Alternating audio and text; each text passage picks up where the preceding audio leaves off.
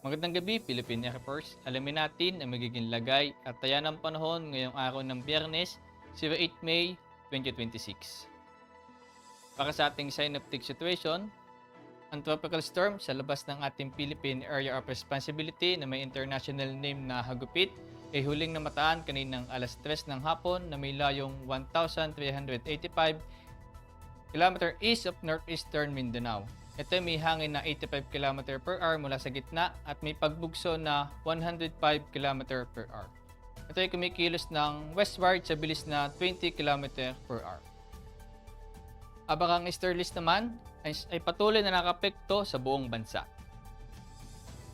At para naman sa track and intensity forecast, ang tropical storm Hagupit ay nasahang papasok bukas ng gabi sa Philippine Area of Responsibility at pagdating naman ng Lunes ng umaga, ito ay posibleng humina bilang isang ganap na tropical depression at pagdating naman ng Wednesday ng umaga, ito ay nasa nahihina bilang isang ganap na low pressure area. At para naman sa general air forecast, sa Puerto Princesa ay makakaranas ng maulap na kalangitan na may pulo-pulong pag-ulan, pagkulog at pagkidlat. Habang sa Metro Manila at natitirang bahagi ng Luzon, buong Visayas ay makakaranas ng bahagyang maulap hanggang sa maulap na kalangitan na may pulo-pulong pag-ulan, pagkulog at pagkidlat. Habang sa Zamboanga Peninsula, Barm, Cotabato, Sultan Kudarat ay makakaranas ng maulap na kalangitan na may pulo-pulong pag-ulan, pagkulog at pagkidlat. At sa natitirang bahagi ng Mindanao ay makakaranas ng bahagyang maulap hanggang sa maulap na kalangitan na may kalat-kalat na pag-ulan, pagkulog at pagkidlat.